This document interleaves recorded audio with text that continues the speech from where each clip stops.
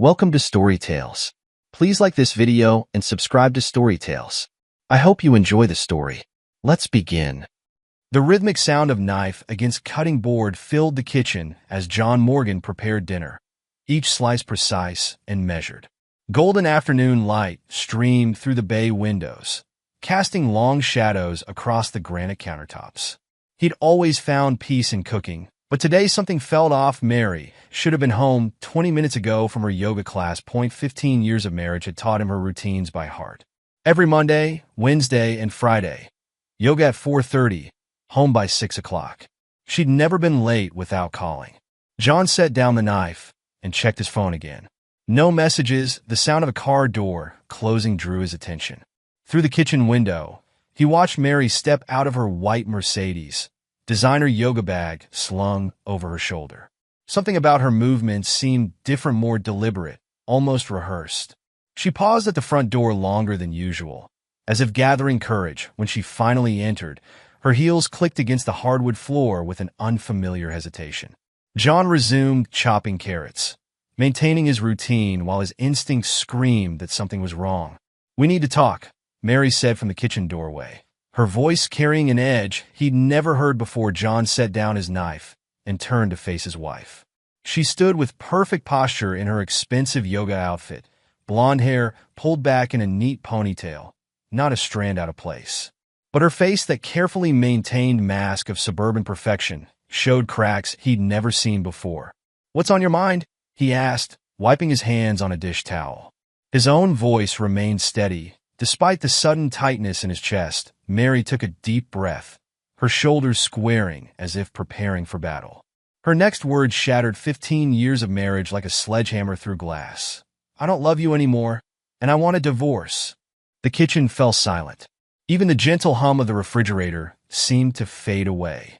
John studied his wife's face, noting the flush in her cheeks, the slight tremor in her hands, the way her eyes couldn't quite meet his. Years of high-stakes business negotiations had taught him to read people's tells, and Mary was showing all the signs of someone who had more to say. "That's quite the announcement," he said, his voice carefully controlled. He leaned back against the counter, creating an illusion of casualness while his mind raced. "Any particular reason? Or did you just wake up this morning and decide our marriage was over?" Mary's blue eyes hardened, her chin lifting in defiance. "I've met someone else. His name is Victor." The name hung in the air between them like poison.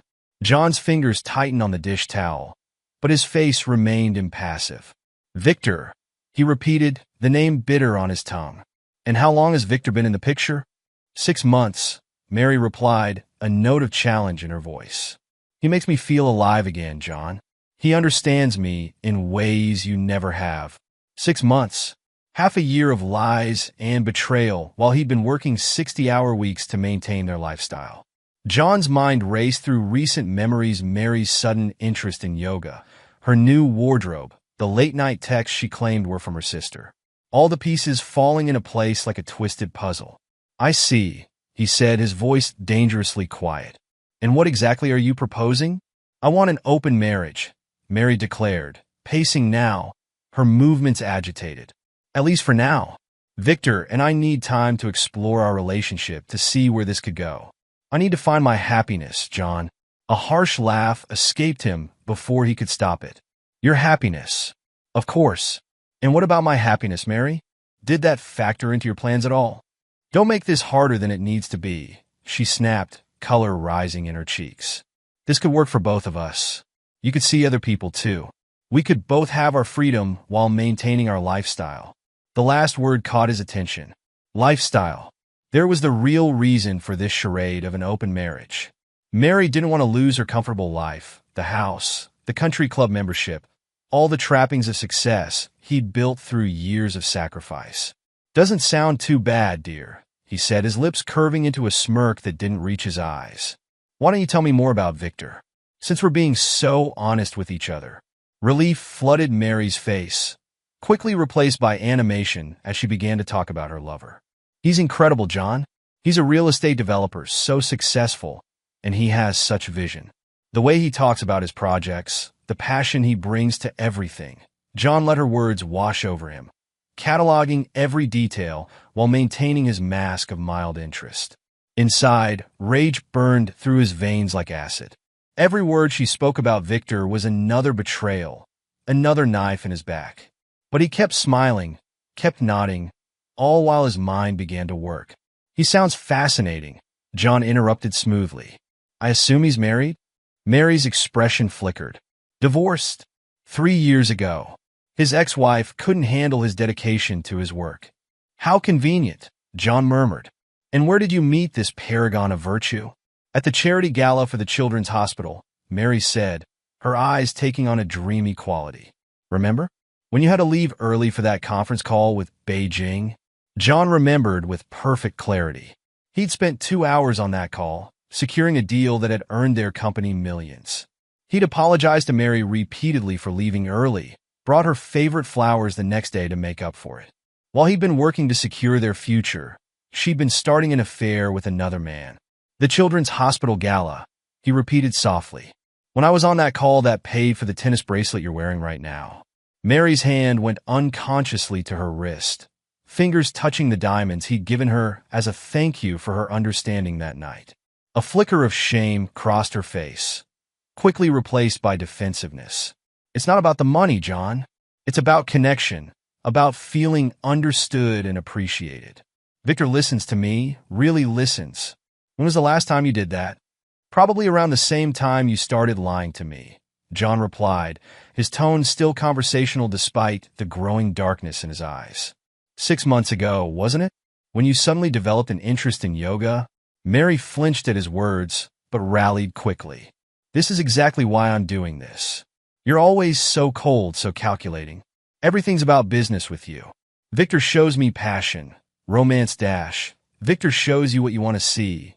John cut in, his voice sharp. "But we're getting off track. You want an open marriage. You want to keep this house, your car, your country club membership, while you explore your relationship with Victor. Is that about right?" "When you say it like that, you make it sound so mercenary," Mary protested. "Don't I?" John turned back to his vegetables, picking up his knife again. "Well, who am I to stand in the way of true love? Why don't you go get changed? Dinner will be ready in 30 minutes. Mary hesitated, clearly thrown by his apparent acceptance. "You're okay with this?" "I'm processing," John replied, his knife moving with mechanical precision through the carrots. "It's a lot to take in, but we're both adults, aren't we? We can handle this maturely." After Mary left the kitchen, John stood motionless, staring at the half-chopped vegetables. His hand tightened on the knife handle until his knuckles turned white.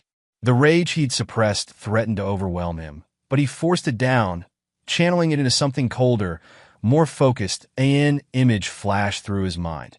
Himself at 12 years old, watching his alcoholic father walk out on their family, leaving them with nothing. He'd sworn then that he would never be weak, never be a victim. He'd built himself up from nothing, fought his way out of poverty through sheer determination and cunning.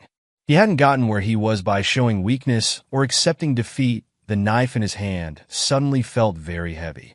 It would be so easy to follow Mary upstairs, to let the rage take over. But that would be weak, emotional, predictable. No, this required something else entirely.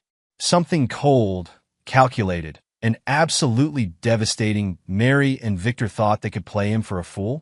They had no idea what they'd awakened. John set the knife down carefully and pulled out his phone. He had calls to make, preparations to begin. By the time he was done, both Mary and Victor would learn the true cost of betrayal. Over the next week, John threw himself into gathering intelligence. His home office became a command center, multiple monitors displaying various surveillance feeds and data streams. He'd always been methodical in business. Now he applied that same precision to destroying his wife's affair. The technical preparations proved surprisingly simple. Mary had always been careless with her passwords, using the same ones across multiple accounts. Within days, John had access to everything: her email, social media, banking records. The keystroke logger he installed on her laptop captured every message, every search, every deleted draft, but the real gold mine came from her phone. A few carefully installed apps gave him access to her location, messages, and call history. He even had remote access to her microphone, though he used that sparingly. Not wanting to risk detection, the story that emerged from the data made his blood boil. The affair hadn't started at the charity gala. That was just their first physical encounter. They'd been flirting for weeks before that, exchanging increasingly intimate messages. Mary had been planning her exit strategy for months. One evening, while Mary was at yoga, John sat in his office reviewing their text history. The casual intimacy of their messages felt like acid in his veins. Victor, miss you already. Last night was incredible. Mary, I can still feel your touch. John's working late again. Wish you were here instead. Victor, soon beautiful. We just need to be patient a little longer. Mary, I hate lying to him, but I've never felt this way before. You make me feel so alive. John's fingers tightened on his mouse, the plastic creaking under his grip. He forced himself to keep reading, to catalog every betrayal, every lie. Each message strengthened his resolve. The financial trails were equally illuminating. Mary had been moving small amounts of money from their joint accounts into a private one, building a nest egg for her new life. Victor had helped her set it up.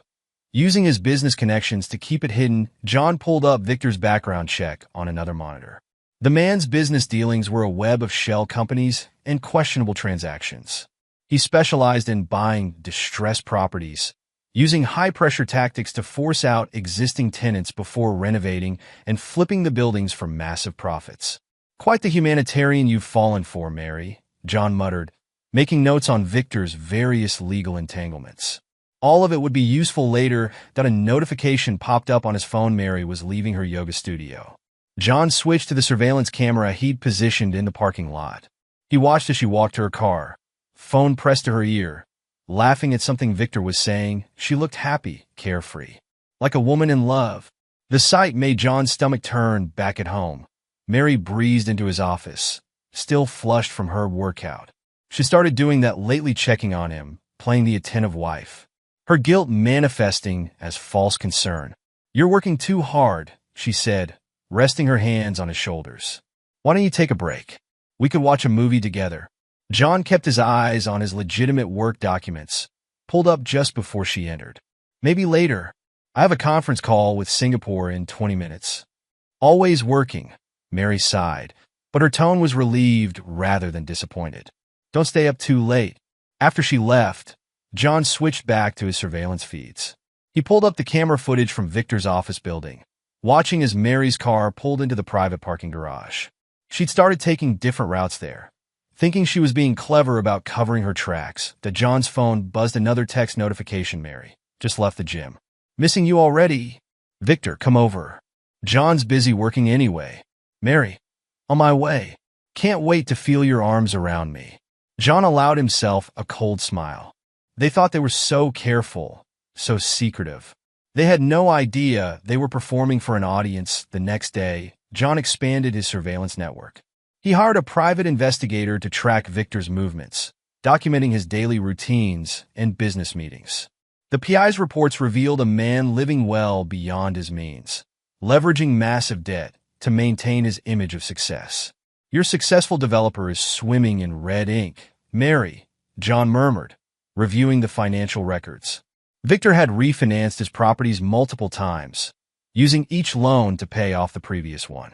One bad quarter, one deal falling through, and his entire empire would collapse. The PI's photos showed Victor meeting with various business associates in expensive restaurants, always picking up the tab with flashy credit cards. He drove a new Mercedes, wore bespoke suits, maintained a luxury apartment downtown. All of it financed with smoke and mirrors. John began mapping out Victor's schedule, noting patterns and vulnerabilities. The man was creatures of habit. Gym every morning at 6, coffee at the same cafe, lunch meetings at a rotating selection of upscale restaurants. He spent most evenings at his office, often working past midnight, except for the evenings Mary visited. Those nights, Victor left work early, picking up wine and takeout from expensive restaurants. They'd eat in his apartment, spending hours together while John pretended to work late. The surveillance revealed other details: the ways Victor touched Mary in public. Always careful, but possessive. The gifts he bought her, charged to business accounts. The way they looked at each other when they thought no one was watching, John documented everything, building a comprehensive picture of their affair. But it wasn't enough to just know about their betrayal. He needed leverage, ammunition for what was to come, that he focused particularly on Victor's business dealings, using his own connections to dig deeper into the man's finances. The picture that emerged was damning. Fraudulent loan applications, bribes to city officials, illegal renoviction schemes. Victor had built his empire on a foundation of corruption and exploitation.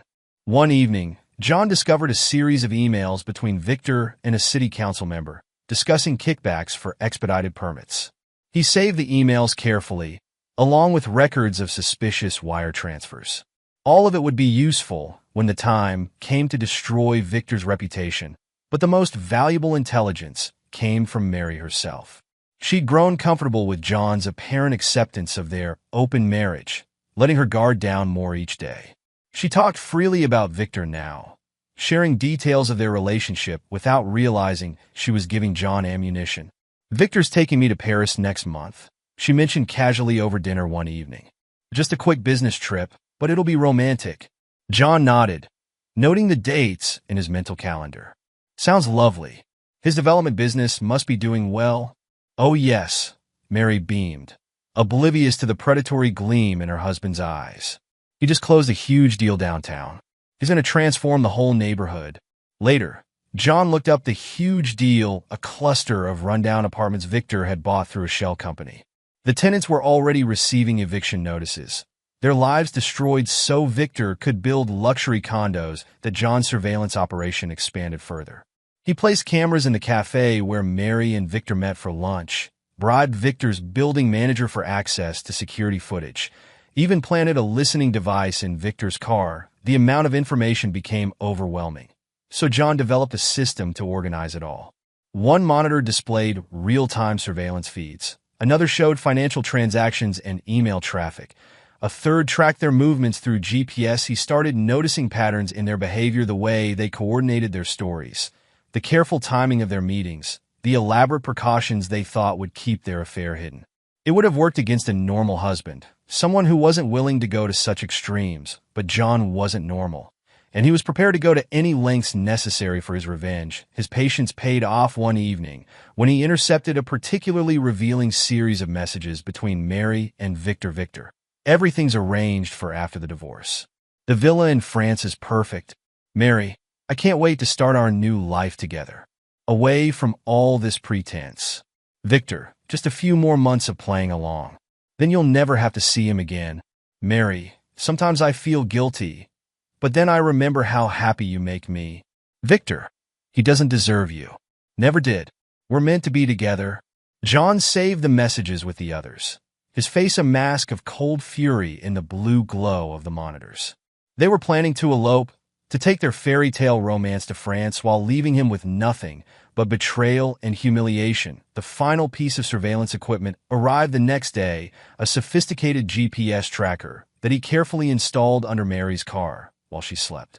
Now he could track her movements with perfect precision, building a complete picture of her routines and habits. Every piece of information, every recorded conversation, every tracked movement brought him closer to his goal. The surveillance phase was nearly complete.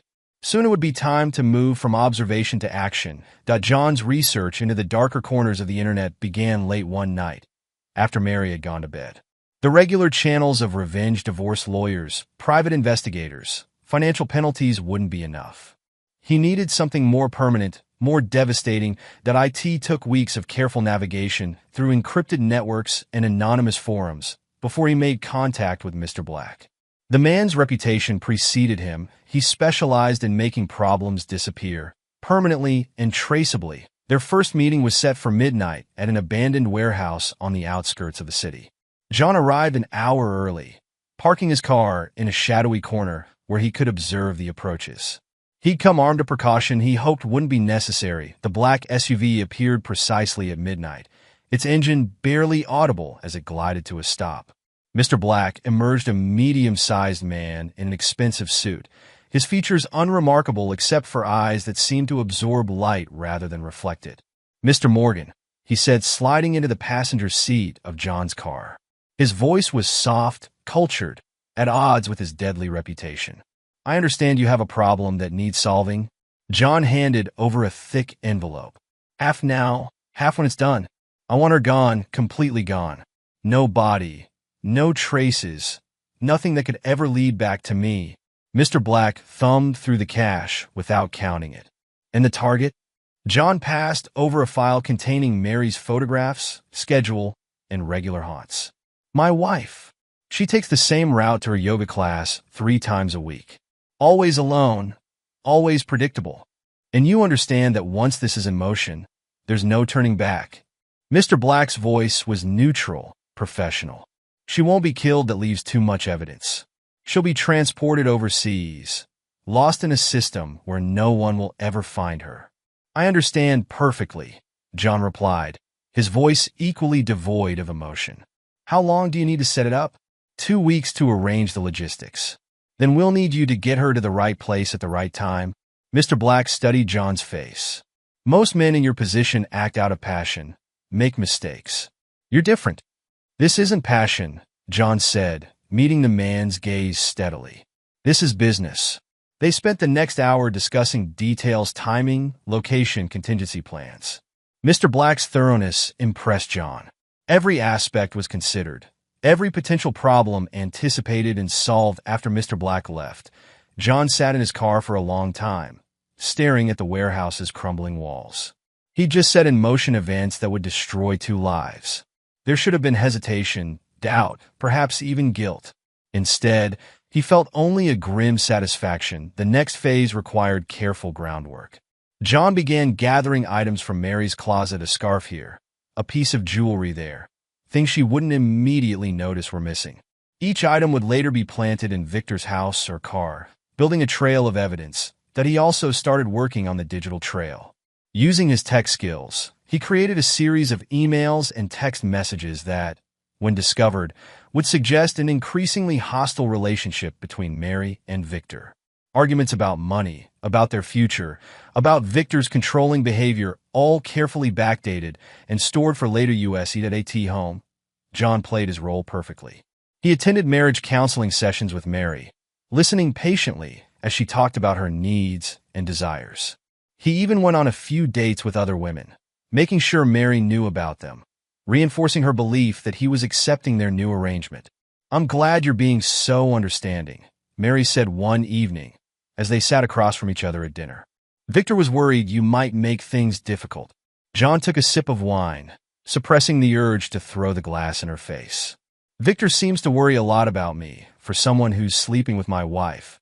Mary flinched at his tone. I thought we agreed not to be bitter about this. Not bitter at all, John replied, his smile not reaching his eyes. Just making an observation. How is Victor, by the way? Still planning that new development downtown? Yes, actually. The city council just approved his permits. Mary brightened, always eager to talk about her lover's accomplishments. He's really making a name for himself in the development world. We should all have dinner together sometime, John suggested, watching her reaction carefully. Clear the air. Mary's fork paused halfway to her mouth. You want to have dinner with Victor? Why not? We're all adults, aren't we? And if this arrangement is going to work, we should at least be civil. John observed the mix of relief and suspicion in her expression. I'll talk to him about it, she said finally. That's very mature of you, John. I'm full of surprises, he replied, raising his wine glass in a mock toast. Later that night, John finalized the last details of his plan. The pieces were all in place: the surveillance, the evidence trail, the arrangements with Mr. Black. Now he just needed the right opportunity to put everything in motion. That opportunity came sooner than expected. Mary suggested a weekend away to work on their relationship. She presented it as her idea, unaware that John had carefully manipulated her into making the suggestion through weeks of subtle hints and discussions in therapy. There's this lovely boutique hotel upstate, she said over breakfast. Very private, very exclusive. I thought maybe we could spend a weekend there, really talk things through. John looked up from his newspaper, keeping his expression carefully neutral. Just the two of us? Of course, Mary replied, reaching across the table to touch his hand. I know things have been complicated, But I still care about you, John. I want us to find a way forward that works for everyone. John turned his hand over, squeezing her fingers gently while suppressing the urge to break them. That sounds perfect. Why don't you make the arrangements? You always were better at planning these things. Mary beamed, already pulling out her phone to check dates. John watched her, marveling at how easily she switched between betraying him and playing the caring wife. It only strengthened his resolve that night. He contacted Mr. Black to set the final phase in motion. The hotel Mary had chosen was perfect isolated, with minimal security and plenty of blind spots in their camera coverage. Everything was falling into place. As he lay in bed that night, listening to Mary's steady breathing beside him, John allowed himself to imagine the future. Soon, she would be gone, vanished into the vast underground networks that swallowed people whole. Victor would be destroyed, his reputation in tatters, his freedom taken away. And John? John would be the grieving husband, the victim of a tragic love triangle gone wrong, that he turned onto his side, away from Mary's sleeping form, and smiled in the darkness. The time for patience was almost over. Soon, very soon, they would both learn the price of betrayal. John adjusted his tie in the mirror, preparing for the dinner he'd arranged with Victor. The restaurant he'd chosen was expensive and public, the perfect setting for the next phase of his plan. His reflection showed a man in control, dressed in a perfectly tailored suit, not a hint of the rage burning beneath the surface. "Are you sure about this?" Mary asked from the doorway, fidgeting with her diamond bracelet. "Dinner with Victor. It might be awkward." John turned to face his wife, offering a practiced smile. "We're all adults, aren't we? Besides, I should meet the man who's sleeping with my wife." "John, please don't be crude," Mary said, crossing her arms. "I thought you were okay with this arrangement." "I'm just stating facts," John replied, checking his watch. "We should go. Wouldn't want to keep Victor waiting." The drive to the restaurant was tense, filled with Mary's nervous chatter about proper topics of conversation. John let her words wash over him, focusing instead on the evening ahead. Everything had to be perfect. Victor was already waiting when they arrived, standing at the bar in an expensive suit that John knew he'd charged to one of his shell companies. He was younger than John had expected, with the kind of practiced charm that worked well on lonely housewives. "John," Victor said, extending his hand. "It's good to finally meet you properly." John gripped Victor's hand firmly, noting the slight wince his pressure caused. "Victor, Mary's told me so much about you." "All good things, I hope," Victor laughed, but there was uncertainty in his eyes. They were seated at a prime table, Victor pulling out Mary's chair with exaggerated gallantry. John watched the gesture with cold amusement, knowing the man's every move was calculated for effect. "So, Victor," John said as they studied their menus, "Mary tells me you're quite the successful developer." Victor smiled, clearly in his comfort zone. "I've been fortunate. My latest project downtown is going to transform the whole neighborhood." Yes, the Hamilton Street development," John nodded. "Interesting approach, buying through shell companies to avoid alerting the current residents until the eviction notices arrive." Victor's smile faltered slightly. "You seem well-informed about real estate practices." "I make it my business to stay informed," John replied, taking a sip of water. "Especially about people who become involved with my wife." Mary shifted uncomfortably in her chair. "John, we agreed, it's fine, Mary," Victor cut in smoothly. "Your husband has every right to be concerned. I respect that." The waiter arrived to take their orders, providing a brief respite from the tension. John watched as Victor ordered an expensive wine, noting the way he hesitated slightly before giving his credit card. "Tell me, Victor," John said once the waiter left, "how did you handle your divorce?" Mary mentioned it was complicated. Victor's jaw tightened almost imperceptibly. "These things usually are, but that's in the past." "Is it?" John leaned forward slightly. "I heard your ex-wife had some interesting things to say about your methods of conflict resolution." "I don't think this is appropriate dinner conversation," Mary interjected, her voice sharp. John raised his hands in mock surrender. "You're right, of course. We should focus on the future, not the past. Speaking of which, Victor, how are those permit applications for the Hamilton Street project coming along?" Everything's proceeding according to plan, Victor replied, but John noticed a bead of sweat on his forehead. Really? I heard Councilman Roberts can be quite demanding when it comes to expediting permits. The right incentives must help, though. The color drained from Victor's face.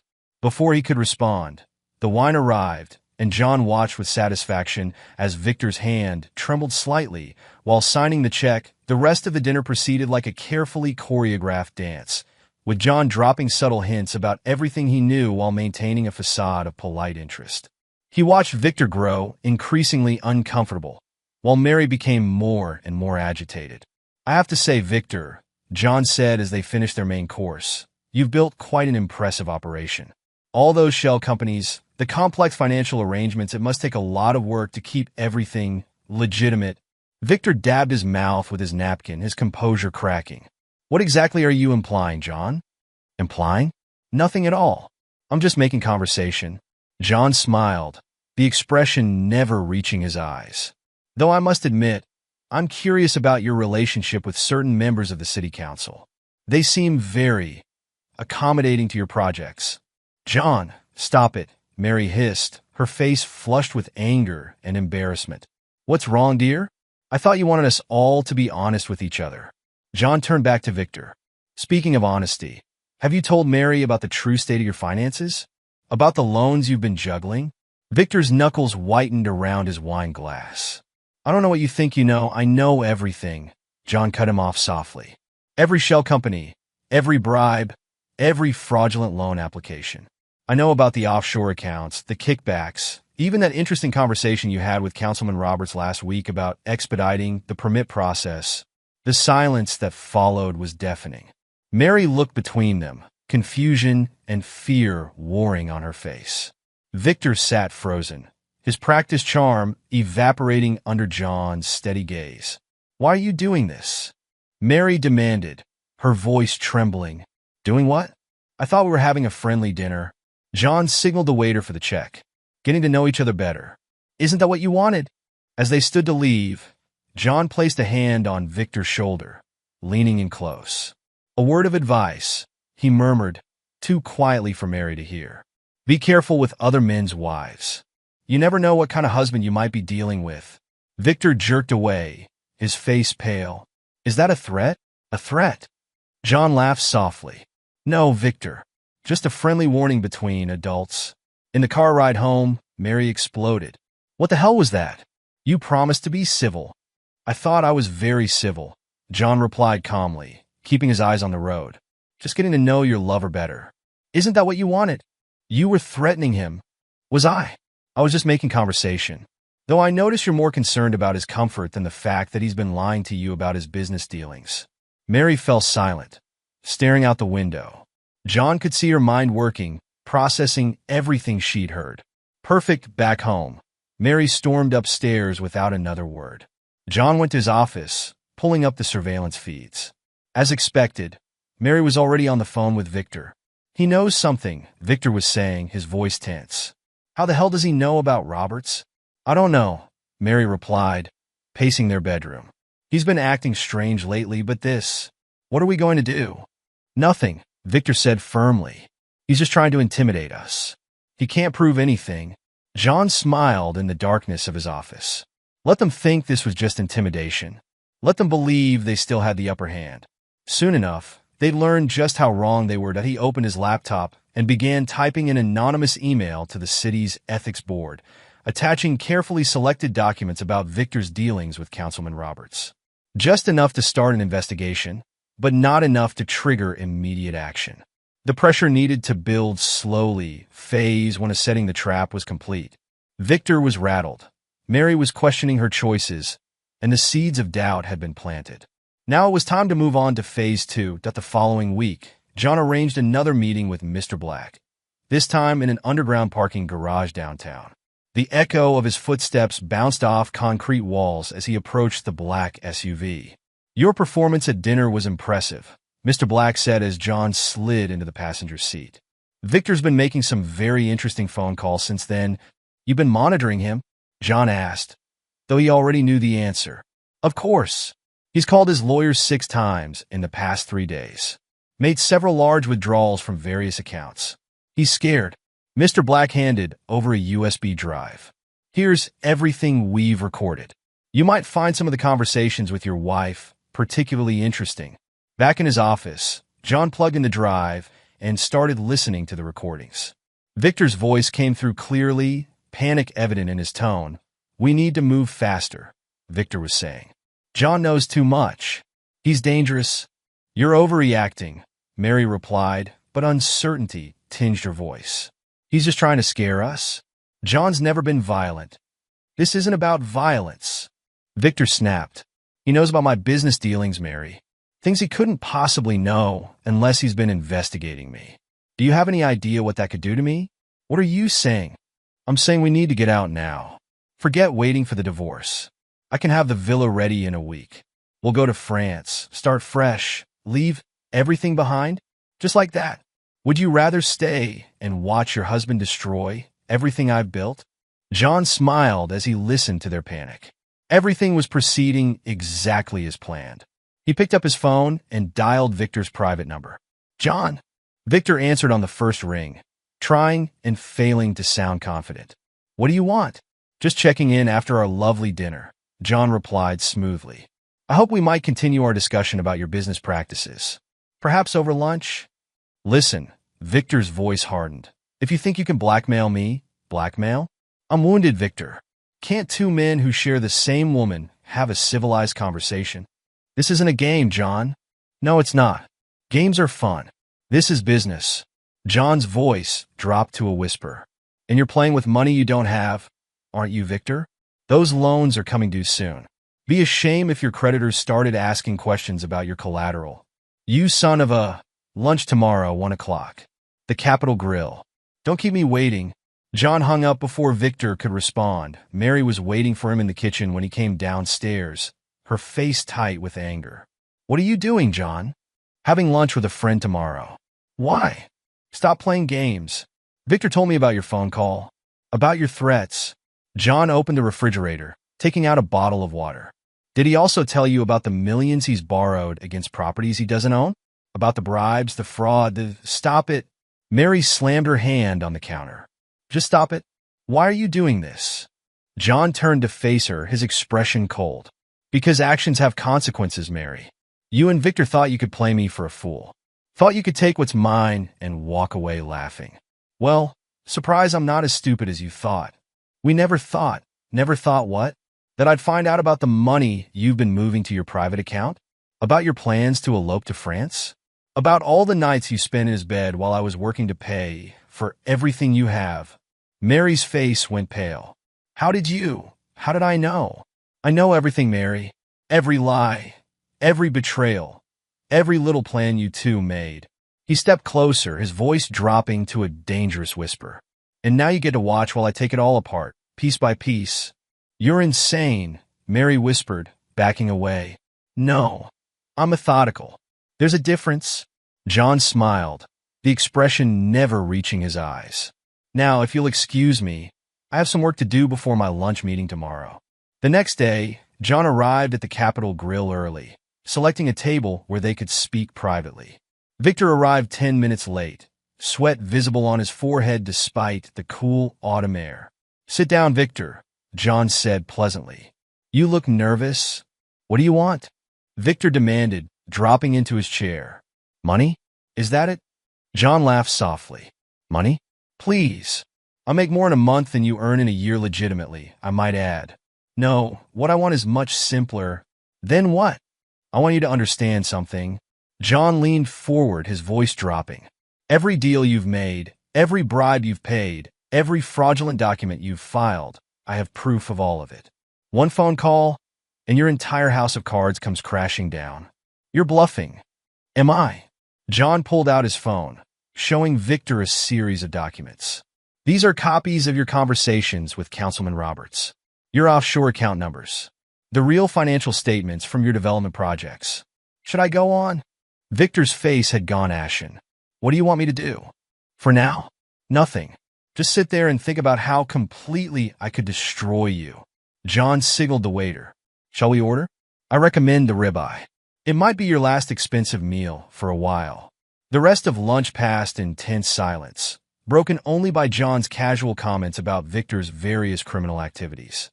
By the time they finished, Victor was visibly shaking. "One more thing," John said as they stood to leave. "Mary mentioned you're planning a trip to France soon. I'd reconsider if I were you. It would look very suspicious if you left the country right before everything falls apart." "You can't do this," Victor said, his voice hoarse. "I already am." John clapped him on the shoulder. "Give my best to Mary." "Oh, and Victor? Sleep well." That evening, John met with Mr. Black again to finalize the details of Mary's disappearance. The plan was coming together perfectly. Victor was unraveling. Mary was questioning everything, and neither of them suspected what was really coming. "The team is in position," Mr. Black reported. "We can move whenever you're ready." "Good." John handed over another envelope of cash. "I want everything in place before I arrange the weekend trip. No mistakes." "There won't be. Though I have to ask, why go to all this trouble with Victor? Why not just have her disappear now?" John's smile was chilling. "Because I want him to suffer first. I want him to feel everything falling apart, to know it's all his fault. And when Mary disappears, I want him to know that he led her right to it." Back home, John found Mary waiting in his office, her face streaked with tears. "Victor's thinking of leaving," she said without preamble. "He says you're going to destroy him." "Is that what he says?" John kept his voice neutral. "And what do you think?" "I think you're being cruel. This isn't like you, John." "No." "Then what am I like, Mary? The fool who worked 80-hour weeks while his wife fucked another man? The idiot who paid for everything while you planned to run away with your lover?" "It wasn't like that." "It was exactly like that." John's voice cracked like a whip. "You and Victor thought you were so clever, so careful. But you never stopped to think about who you were dealing with. Never considered that I might not be the passive, accepting husband you thought I was." Mary's face crumpled. "What happened to you?" "Nothing happened to me. I just stopped pretending to be someone I'm not." John turned to his computer, dismissing her. "You should call Victor. Tell him everything will be fine if he just plays along. After all, isn't that what you've been doing?" After Mary left, John pulled up the surveillance feeds. As expected, she was already on the phone with Victor, her voice frantic as she tried to calm him down. John listened with satisfaction as their perfect world continued to crumble. Everything was proceeding according to plan. Soon, it would be time for the final phase, the weekend trip that would end with Mary's disappearance and Victor's destruction. But first, John had a few more cards to play. He opened his laptop and began composing an anonymous tip to the SEC about Victor's financial dealings. Just enough to start an investigation, but not enough to trigger immediate action. The pressure needed to build slowly, inexorably, until there was no escape. The boutique hotel's website showed elegant rooms with mountain views, isolated hiking trails, and promises of perfect privacy. John studied the photos carefully while Mary finalized their reservation, each click of her mouse bringing them closer to the end. "I got us the luxury suite," Mary announced, trying to sound cheerful. "It has a private balcony overlooking the lake." "Sounds perfect," John replied, noting how her hands trembled slightly as she closed her laptop. "Just what we need to reconnect." "John," Mary hesitated, then continued, "about Victor. Let's not discuss him right now," John interrupted smoothly. "This weekend is about us, remember?" The fear and relief that flickered across Mary's face told him everything. She thought this weekend was her chance to fix things, to convince John to stop his campaign against Victor. She had no idea she was walking into a trap of her own making. Later that evening, John met Mr. Black in a deserted parking structure to finalize the details. The man's quiet efficiency continued to impress him. "Everything's in place," Mr. Black reported, handing over a detailed timeline. "My team will intercept her during her morning jog. The trails are isolated, no witnesses. By the time anyone notices she's missing, she'll be halfway across the ocean. And the evidence pointing to Victor? All prepared. Hotel security footage will show them arguing the night before. Her phone will ping near his house after she disappears. Police will find her jewelry in his car." Mr. Black's lips curved in a rare smile. "He's already unstable from your pressure. When she vanishes, he'll crack." John nodded, reviewing the timeline. "What about the police investigation?" Anonymous tips will start coming in immediately. Witnesses who saw them arguing. Evidence of financial transactions. Everything pointing to a man who couldn't handle his lover trying to break things off. The next morning, John found Mary in their walk-in closet, packing for the weekend. He leaned against the doorframe, watching as she carefully selected outfits she would never wear. "Don't forget your running shoes," he suggested. "I hear the trails are beautiful in the morning." Mary jumped slightly at his voice. "Yes, I thought I might try jogging again. Clear my head?" "Good idea. We have a lot to discuss." John stepped into the closet, running his fingers along her hanging clothes. I've been thinking about what happens after this weekend." "What do you mean?" "About our future. About what we both want." He turned to face her. "Maybe it's time for a fresh start." Hope flickered in Mary's eyes. "Really? You mean that?" "Of course. We can't go on like this forever, can we?" John picked up one of her silk scarves, letting it slip through his fingers. "Something has to change." Mary stepped closer, touching his arm. "John, I know things have been difficult. With Victor's not important right now." John cut in, though they both knew it was a lie. "This weekend is about us. About decisions that need to be made." "What kind of decisions?" "The kind that change lives." John smiled, knowing she would misinterpret it as warmth rather than satisfaction. "Pack the blue dress. The one you wore to the charity gala." Mary's hand fell away from his arm. They both knew that was the dress she'd worn when she first met Victor. "Why that one?" "Let's call it symbolic." John turned to leave, then paused. "Oh, and Mary, make sure you bring your passport, just in case we decide to extend our little getaway." He felt her eyes on his back as he left the closet, imagining the thoughts racing through her mind. Would she call Victor? Almost certainly. Would that change anything? Not at all. In his office, John pulled up the surveillance feed, just in time to see Mary reaching for her phone with shaking hands. "Victor? We need to talk." Her voice trembled. "John's acting strange. He wants me to bring my passport to the hotel this weekend." "What? Why?" Victor's panic was evident even through the phone. "Mary, this doesn't feel right. He's planning something. He says he wants to make a fresh start, that he's ready for changes. And you believe him? After everything he's done to me? My investors are pulling out. The SEC is asking questions. And now this. What choice do I have?" Mary's voice cracked. "If I don't go, he'll know something's wrong.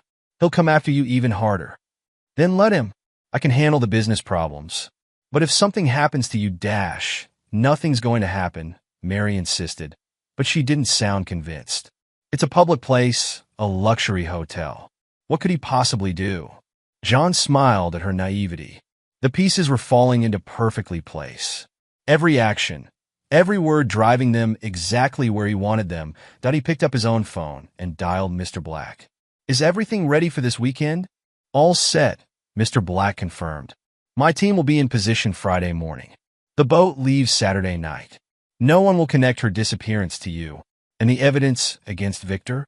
Being planted as we speak. His gardener is on our payroll. He'll find one of her bracelets in the bushes under his bedroom window. Police will discover more items during their search." "Perfect." John ended the call and turned back to his surveillance feeds. Mary was still on the phone with Victor, their conversation growing more frantic. "Maybe we should run now," Victor was saying. "Forget the hotel. I can have the jet ready in 3 hours." "And go where?" "He'd find us. You've seen what he can do." Mary's voice dropped to a whisper. "I've never seen him like this, Victor. It's like he's become someone else." "Not someone else," John murmured to the empty office. "Just someone you never knew existed." The next day, John worked from home, watching Mary's increasing anxiety with cold satisfaction. She made 3 more calls to Victor, each one more desperate than the last. Between calls, she wandered the house like a ghost, jumping at small noises. "Everything all right, dear?" John asked over dinner, enjoying the way she flinched at his voice. "You seem tense." "I'm fine," Mary replied quickly. Too quickly. "Just thinking about the weekend." "Are we all?" John raised his wine glass. "To new beginnings." Mary's hand shook as she lifted her own glass. The red wine looked like blood in the dining room's dim light that night. John lay awake, listening to Mary's restless movements beside him. Everything was prepared. The trap was set. In less than 48 hours, she would disappear forever, and Victor's destruction would begin. That he thought about the evidence already in place, the planted jewelry, the fabricated witnesses, the financial trails leading to Victor's accounts. The police would build a circumstantial case at first, but as more evidence emerged, as Victor's behavior became more erratic under the pressure, they would zero in on him as their prime suspect. That Mary's disappearance would be the catalyst that brought down everything Victor had built. His investors, already nervous from John's quiet campaign, would abandon him completely. The SEC investigation would accelerate. His creditors would call on their loans. And through it all, he would know with absolute certainty that John had orchestrated every moment of his destruction. That as for Mary, she would vanish into Mr. Black's network, transported to some remote corner of the world where she would learn the true cost of betrayal. No quick death, no easy escape. Just the slow realization that her comfortable life, her romantic dreams of running away with Victor, had led her into a nightmare from which there was no awakening. John smiled in the darkness as Mary tossed and turned beside him. Let her worry. Let her fear grow. It would make the weekend that much sweeter. Tomorrow, they would drive to the hotel. Tomorrow, the endgame would begin. And soon, very soon, both Mary and Victor would understand exactly who they had been dealing with all along. The mountain road curved through autumn forests, leaves burning gold and crimson in the late afternoon sun. John drove with one hand relaxed on the steering wheel, watching Mary fidget with her phone in the passenger seat. She'd been trying to text Victor discreetly for the past hour, each message more desperate than the last. No signal, John asked, knowing perfectly well that Mr. Black's team was blocking cell reception along their route. It's spotty up here, Mary replied, trying to keep her voice steady. The mountains, I guess. Isn't that the point of getting away?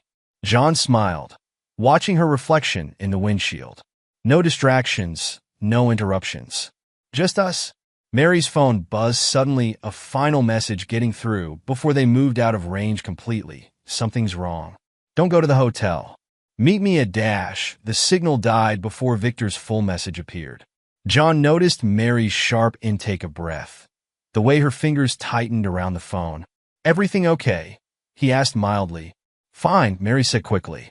Too quickly. Just work stuff? Victor must be worried about you going away for the weekend, John commented, taking another curve with precise control. He seems the possessive type. John, please. You said we wouldn't talk about him. You're right, I apologize. John reached over and patted her hand, feeling her slight flinch at his touch. This weekend is about us. About new beginnings. The boutique hotel appeared around the next bend, a restored Victorian mansion set against the mountains. As John pulled up to the entrance, he noticed Mary scanning the parking lot, probably looking for Victor's car. She wouldn't find it. Mr. Black's team had made sure Victor was thoroughly occupied back in the city. Welcome to the Mountain View Resort. The desk clerk greeted them warmly. You must be Mr. and Mrs. Morgan. We have you in our lakeside suite. Perfect, John smiled, handling the check-in while Mary stood slightly apart, still trying to get a signal on her phone. I heard the hiking trails are excellent here. Oh yes, especially the lakeside trail in the morning. The sunrise over the water is spectacular. John accepted the room keys, noting Mary's tension as they rode the elevator to their suite. The room was exactly as advertised, spacious, elegant, with a private balcony overlooking the lake. Perfect sight lines for Mr. Black's team to monitor every approach. It's beautiful, Mary said, trying to sound enthusiastic as she set her bag down. The view is amazing. Why don't you get settled in? John suggested. I'll order us some champagne. We should celebrate our fresh start. As soon as he left the room, John pulled out his secure phone and texted Mr. Black. Everything in position? The reply came instantly. All set. Teams in place. Victor received the package. John smiled, imagining Victor's reaction to the envelope that had been delivered to his office. Photos of Mary with other men, all carefully doctored, along with bank statements showing transfers to offshore accounts in her name. By now, Victor would be frantic, his calls to Mary going straight to voicemail, his text messages undelivered. When John returned to the suite, Mary was standing on the balcony, still clutching her phone. The mountain air had brought color to her cheeks, but her eyes were wide with barely controlled panic. "Champagne's on the way," John announced, joining her at the railing. "Beautiful evening." "John," Mary turned to face him, her voice tight. "I need to be honest with you about something. More honest than telling me about your affair." John's voice held just a hint of edge. "More honest than planning to run away to France with Victor?" Mary stepped back, color draining from her face. "How did you know about France? About the villa? About the money you've been moving offshore?" John's smile was cold now. "I know everything, Mary. Every plan, every lie, every betrayal." "You're scaring me," she whispered. "Am I? Good. You should be scared. Not of me, necessarily, but of the consequences of your actions." John turned to face the lake, his voice conversational. "Did you really think I wouldn't find out? That I would just accept your little arrangement and watch you walk away with half of everything I've built? That's not what I dash. Don't lie to me." The words cracked like a whip, making her jump. "Not now. Not after everything. Did you know Victor's business is collapsing? That he's being investigated for fraud? That every penny he promised you was borrowed against properties he doesn't own?" Mary gripped the balcony railing, her knuckles white. "What have you done?" "Me? I haven't done anything. Victor did this to himself. His house of cards was always going to fall. I just helped it along a little." John checked his watch. He should be getting some interesting photos right about now. "I wonder what he'll think when he sees them." "What photos?" "Oh, just some documentation of your other affairs. All carefully backdated, of course. Very convincing." John smiled at her shocked expression. "Don't worry, they're not real. But Victor won't know that. He'll just see the woman he risked everything for betraying him, just like you betrayed me." The champagne arrived then, interrupting Mary's response. John tipped the server generously, then poured 2 glasses with deliberate care. "To new beginnings," he said, holding out a glass to Mary, "and to facing the consequences of our choices." Mary's hand shook as she accepted the champagne. "What do you want from me?" "Want? I don't want anything from you, Mary. This weekend isn't about what I want."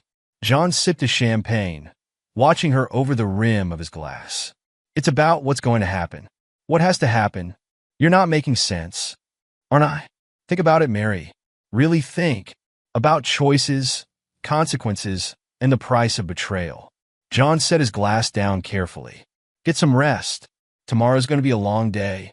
He left her standing on the balcony, her champagne untouched, fear finally showing clearly in her eyes. Through the hotel surveillance system, which Mr. Black's team had accessed, John watched her spend the next hour trying desperately to contact Victor, but Victor wouldn't be answering.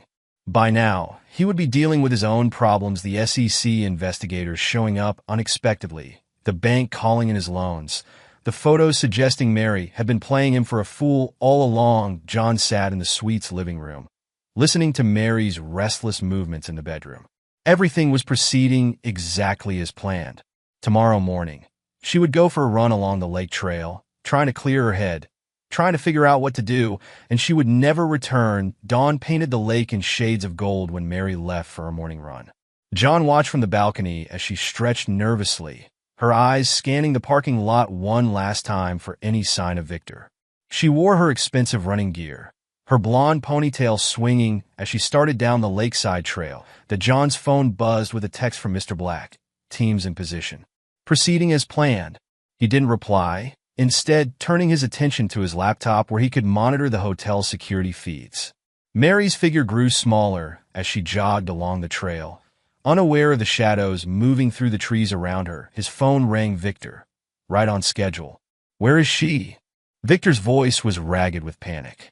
"She's not answering her phone." "Good morning to you too, Victor," John replied calmly. "I assume you got my little care package?" "Those photos are fake. Mary would never dash." "Are you sure about that?" "She betrayed me easily enough." "What makes you think you're special?" "Listen to me, you psychopath," Victor snarled. "If anything happens to her, you'll what?" John's voice turned to ice. "Call the police? Tell them how you've been sleeping with my wife? How you plan to steal her away to France? How you've been bribing city officials and cooking your books? This isn't a game." "No, it's not. Games have winners and losers. This John paused, watching the security feed as Mary rounded a bend in the trail. "This is Justice." He ended the call and switched to the next camera feed.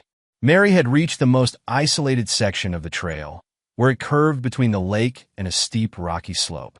Perfect through the camera, he watched it happen. Two men in jogging clothes appeared behind Mary. Another emerged from the trees ahead. She tried to turn back, but they were too quick. A hand clamped over her mouth. A needle found her arm, and she slumped between them. The entire operation took less than 30 seconds. The men carried Mary's unconscious form into the trees where a maintenance van waited on a service road.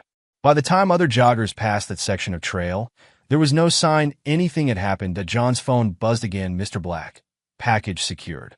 Proceeding to extraction point. Now came the next phase. John waited exactly 45 minutes, then called the hotel front desk. "My wife went jogging this morning and hasn't returned," he reported, letting worry creep into his voice. "She's usually back by now. Could someone check the trail?" The hotel staff were immediately concerned. They sent security to check the trails while John made a show of calling Mary's phone repeatedly. Each call went straight to voicemail, exactly as planned. 2 hours later, the hotel manager stood in John's suite while local police took his statement. "And when exactly did Mrs. Morgan leave for her run?" the detective asked, notebook ready. "Around 6:30, John replied, playing the role of concerned husband perfectly. "She usually runs for 30 minutes, 45 at most. When she didn't come back, has she been under any stress lately? Any problems at home?" John hesitated, then sighed heavily. She's been having an affair with a man named Victor Reynolds. We've been trying to work things out. That's why we came here this weekend." The detective's interest sharpened. "Tell me about Mr. Reynolds." "He's a real estate developer. They met at a charity event." John ran his hands through his hair, the picture of distress. "Recently, he's been having some legal troubles." Mary was worried about him. "Worried how?" "He's been acting erratic, calling her constantly. When she told him we were coming here this weekend, he got very upset." John looked up at the detective. "You don't think he would? We'll need to speak with Mr. Reynolds," the detective said, making notes. "Do you have his contact information?" John provided Victor's details, then added, "There's something else you should know. Yesterday, I received some disturbing photos. They suggested Mary might have been involved with other men besides Victor. When I confronted her about it, she denied everything, but did you share these photos with Mr. Reynolds?" Yes. I thought he had a right to know." John buried his face in his hands. "Oh God, if anything's happened to her, because of me." The detective patted his shoulder awkwardly. "We'll find her, Mr. Morgan. Try to remain calm." Over the next few hours, the investigation kicked into high gear. Search teams combed the trails while divers checked the lake. Hotel security footage showed Mary starting her run but never returning. Her phone was found in the woods, its screen cracked. John kept his performance careful, concerned but controlled, helpful but not too helpful. He mentioned Victor's financial troubles, his increasingly obsessive behavior, the way he'd been pressuring Mary to leave with him happy evening. The police had brought Victor in for questioning. John watched through carefully planted cameras as the developer's composure cracked under interrogation. "Of course I was calling her," Victor shouted at the detectives. "That bastard was trying to destroy me, and he had Mary trapped up there with him." "So you were concerned for Mrs. Morgan's safety?" "Yes." "No. I mean..." Victor ran his hands through his disheveled hair. "You don't understand. John's been threatening me, digging into my business dealings. Tell us about the villa in France, Mr. Reynolds." Victor's face went pale. "How did you..." "We have records of several large transfers to an account in Nice. Were you planning to take Mrs. Morgan there?" "This is insane," Victor muttered. "He's behind this. He has to be." "Mr. Reynolds, where were you between 6 and 7 a.m. this morning?" I was at home, alone, sleeping. Can anyone verify that?" Victor's silence was damning. The detective pushed a photo across the table. Mary's broken phone found in the woods. "Your fingerprints were found on this phone, Mr. Reynolds. Want to explain that?" We met sometimes. She must have handed me her phone. Or maybe you confronted her on the trail this morning. Maybe when she refused to leave with you, things got out of hand." "No, I would never hurt her." "This is all John's doing, Can't you see that? But the police couldn't see it. All they saw was an unstable man with no alibi, financial problems, and an obsession with a married woman who had vanished after trying to break things off with him, in his hotel suite. John watched the interrogation with satisfaction. Victor was unraveling exactly as planned, his desperate accusations against John only making him look more guilty. His phone buzzed one final time. Mr. Black. Package en route to destination. Payment received. Pleasure doing business. John deleted the message and turned back to the window, watching police boats sweep the lake with searchlights. Soon they would find more evidence: Mary's jewelry in Victor's car, her scarf at his house, bank records showing large withdrawals on the morning she disappeared. The trap had sprung perfectly. Now all that remained was to watch Victor's destruction play out to its inevitable conclusion. The media circus descended within days of Mary's disappearance. News vans clogged the hotel parking lot, reporters fighting for the best camera angles of the lake, where police divers continued their futile search. John watched it all from his suite, playing the role of devastated husband to perfection. "Mr. Morgan," a reporter caught him as he left the hotel. "How are you holding up during this difficult time?" John paused, letting his voice break slightly. "I just want my wife back. The police are doing everything they can, but every day without news is torture. Sources say the police are focusing on Victor Reynolds as a person of interest. Did you know about their affair?" I'd rather not comment on that." John looked away, shoulders slumping. "This is already painful enough." The performance worked perfectly. The evening news painted him as the sympathetic husband, betrayed yet still concerned, while Victor was portrayed as the unstable lover whose obsession had turned deadly. In the police interrogation room, Victor's desperation grew with each passing day. John watched through his surveillance feeds as the developer's expensive lawyer tried to control the damage.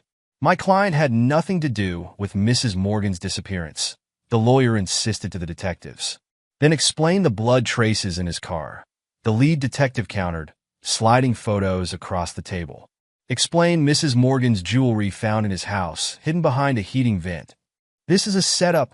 Victor slammed his hands on the table. "John's behind all of this. He's framing me." "Mr. Reynolds," the detective's voice was tired. "We've investigated Mr. Morgan thoroughly. He was at the hotel when his wife disappeared. Multiple witnesses confirm he was in the restaurant having breakfast. Meanwhile, you have no alibi for that morning. Check his phone records. Check his bank accounts. We have. Everything checks out. You, on the other hand," the detective pulled out more documents. "Large cash withdrawals the day before Mrs. Morgan disappeared. Phone records showing dozens of calls to her in the hours before.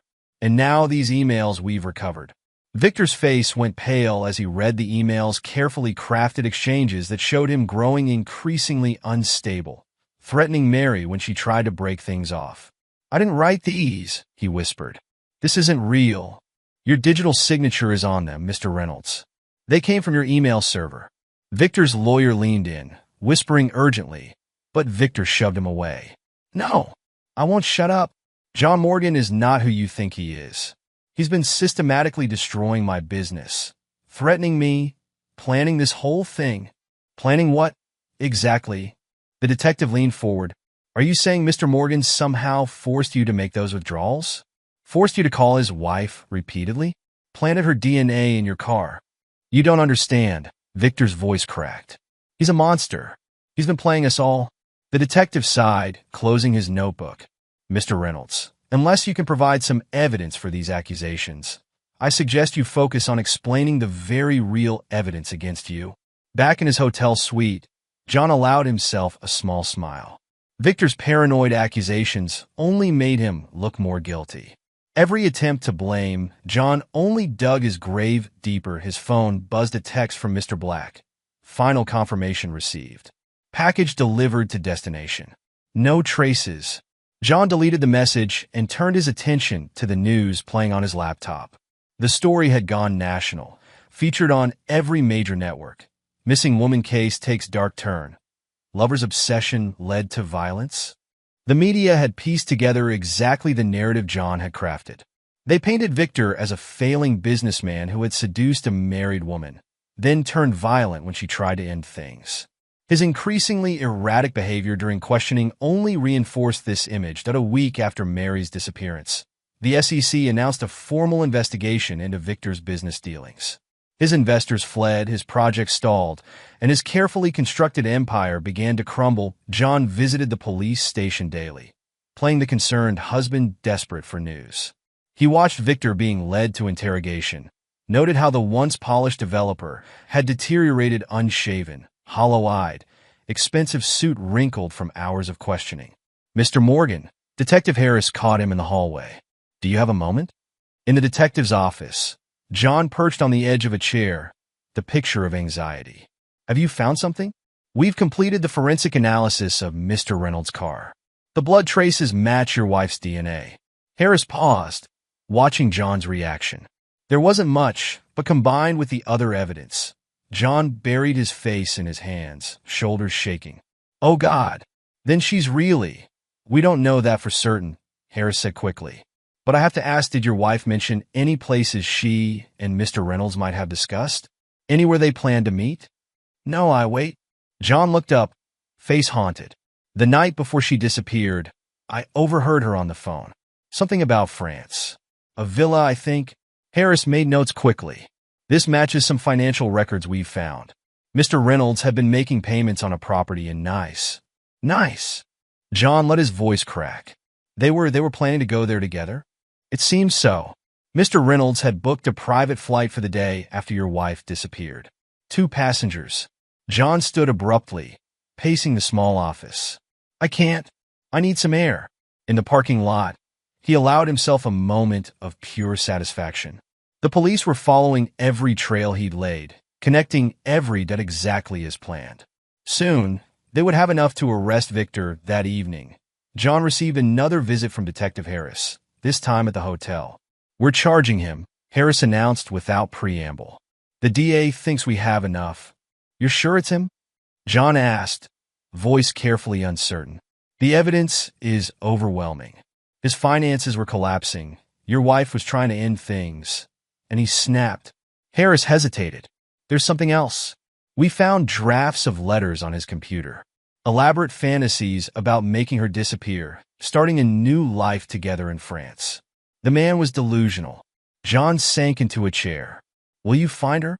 "We'll keep looking, but—" Harris left the sentence unfinished. They both knew what it meant. The arrest made national headlines. Cameras captured Victor being led from his house in handcuffs, screaming about conspiracies and setups. His accusations against John were dismissed as the desperate ravings of a guilty man. 3 months later, John sat in his new apartment in another city, watching Victor's trial on television.